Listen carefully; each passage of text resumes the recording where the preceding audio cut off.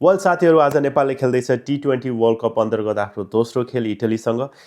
नेपालले आफ्नो पहिलो खेल इङ्ल्यान्डसँग एउटा सानो मार्जिनमा हार्यो। यहाँहरू सबैलाई थाहा छ, म अहिले पनि त्यो सोर अफ होइन मिक्स फिलिङमा छु।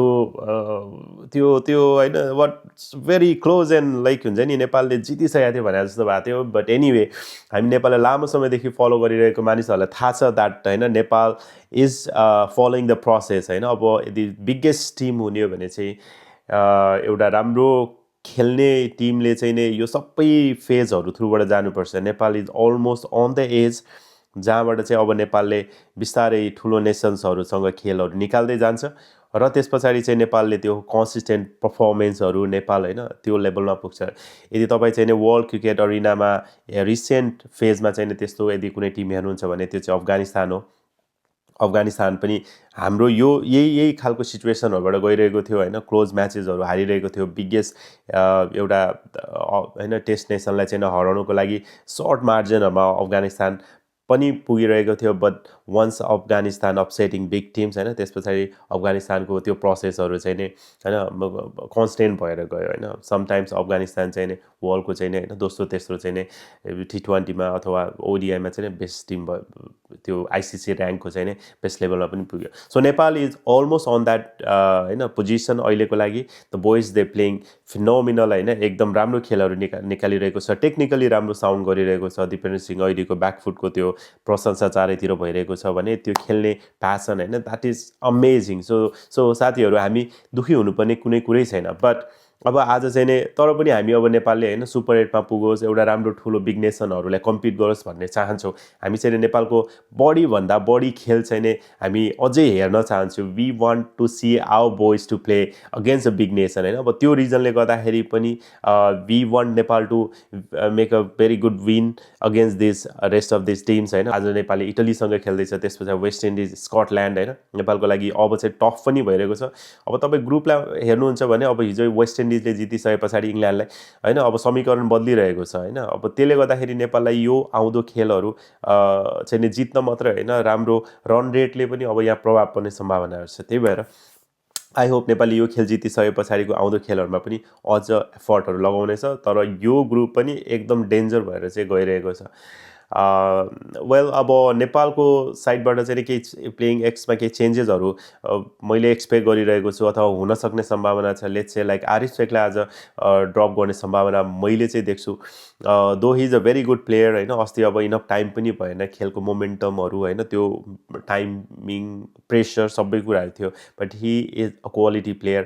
तर पनि आजको खेलमा मेबी सन्दीप जोरा अथवा बसिर अहमदलाई भित्र राखेर आरिफलाई चाहिँ रेस्ट दिन्छ कि भन्ने मेरो प्रेडिक्सन छ। It may not happen but that's what I think they gonna make a changes. And of course Karan केसीलाई ड्रप गरेर Sompal Kami could be in the team. यो दुईवटा चेन्जेस चाहिँ most probably will happen for आजको प्लेइङ एक्स। खेल चाहिँ वाङखेडेमै हुँदैछ। अब वाङखेडेको पिच चाहिँ फ्ल्याट पिच छ, रन बढी बन्ने पिच छ। सो नेपालले पहिले टस खेलेर यदि 200को स्कोरलाई चाहिँ माइन्डमा राखेर बनाउँछ भने नेपालले अफकोर्स यो खेललाई चाहिँ जित्न सक्छ। विथ द हाम्रो बलिङको क्वालिटी हेर्दाखेरि होइन, डेप्थ छैन पेसमा, तर पनि आई थिङ्क स्पिन कम्बिनेसन हेर्दाखेरि 180 भन्दा माथिको स्कोरमा नेपालले चाहिँ नै मजाले डोमिनेट गर्न सक्छ। त्यसलाई चाहिँ माइन्डमा राखेर खेल्नु पर्यो। तर Italy seems really good on the batting अप्रोचमा चाहिँ है। त्यहाँनिर अब दुईजना ब्याट्सम्यान चाहिँ विशेष गरी ह्यारी र बेन्जामिन बेनेन्टी होइन, यो दुईजना ब्याट्सम्यानहरू they are very good batsman. Batting lineup चाहिँ राम्रो छ, अलिकति मिडल अर्डरसम्मको डेप्थ चाहिँ नै छ। अब बलिङमा चाहिँ अलिकति पेस छैन, not a very good quality spinner, but there is one spinner. So यो कम्बिनेसनमा चाहिँ इटली पनि राम्रो टिम छ। इटलीले रिसेन्ट खेलहरूमा चाहिँ राम्रो टिमहरूलाई अपसेट गरिरहेको छ होइन। अब नेपाल लाई यदि इङ्ल्यान्डले अपसेट गर्ने, it's gonna be a biggest upset for them होइन। अब त्यो अपसेट चाहिँ इटली पनि हेरिरहेको छ। सो त्यो प्रस्पेक्टबाट हेर्दाखेरि they both gonna be on the same boat होइन। त्यो अब त्यहाँबाट चाहिँ कसले चाहिँ विन होइन, त्यो क्रस द लाइन चाहिँ कसले गर्ने भन्ने कुरा चाहिँ नि अलिकति च्यालेन्जिङ हुनसक्छ। नेपालले यहाँनिर होइन त्यो ओभर कन्फिडेन्ट हुनुपर्ने अथवा होइन इजिली लिनुपर्ने, लाइटली लिनुपर्ने कुनै त्यसको गुन्जाइस छैन। नेपालले चाहिँ Nepal have to play it very well as Nepal is playing like हुन्छ नि with the very very competitive opponent है, यो माइन्डसेटमा चाहिँ नेपालले खेल्नुपर्ने आवश्यकता मैले देख्छु। I also have a very I mean big and a good news for Nepali cricket fans like Dipendra Singh Airee is now going to play for पिएसएलको सायद पेसावर को टिमले चाहिँ लिएको छ। सो दिपेन्द्रको लागि पनि यो एउटा अर्को अपर्च्युनिटी हो to go around the world and play some quality cricket. GT20मा चाहिँ जिटीमा चाहिँ उहाँले खेलिसक्नु भएको छ, बट दिस इज अनदर होइन उहाँले चाहिँ खेल्न सक्नुहुन्छ। अब पिएसएलमा पनि राम्रो क्वालिटी प्लेयरहरू चाहिँ आइरहेका हुन्छन्। So he can also share the dressing room with the biggest player, अनि himself is they are lot of talking about Dipendra Singh Airee as well.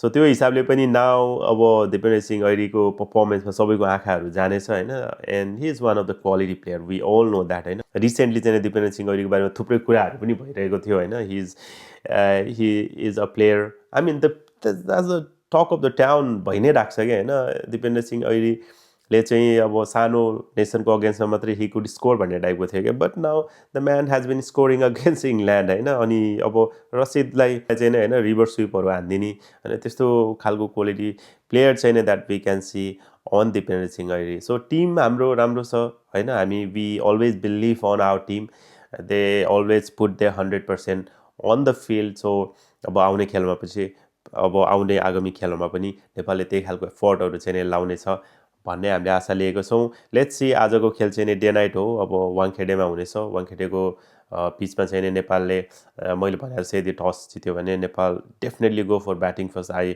No that पिचले त्यसरी नै बिहेभ गर्छ, दो सेकेन्ड इनिङमा गएर अलिकति ड्यू फ्याक्टरले गर्दाखेरि चाहिँ पिचमा चाहिँ प्रब्लम हुन्छ। तर नेपालको स्ट्रेन्थ चाहिँ अहिलेको लागि चाहिँ ब्याटिङ बलिङ दुइटै कम्बाइन, अब आई मिन कम्बिनेसन राम्रो छ, but Nepal will definitely look forward to have a batting first, make around 280 to 180 to 200 and then बलिङबाट चाहिँ अट्याक गऱ्यो भने चाहिँ Nepal will make it happen. नेपालको लागि यो मस्ट विन खेल हो। यस पछाडि नेपालले अर्को खेल वेस्ट इन्डिजसँग र त्यसमा स्कटल्यान्डसँग खेल्नेछ।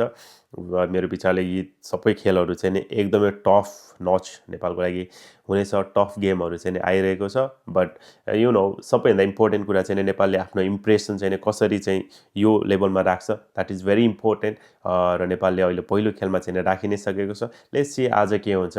Well, if you have any question guys, you can put on the comment section and then I will reply you as soon as possible. Thank you. जय नेपाल।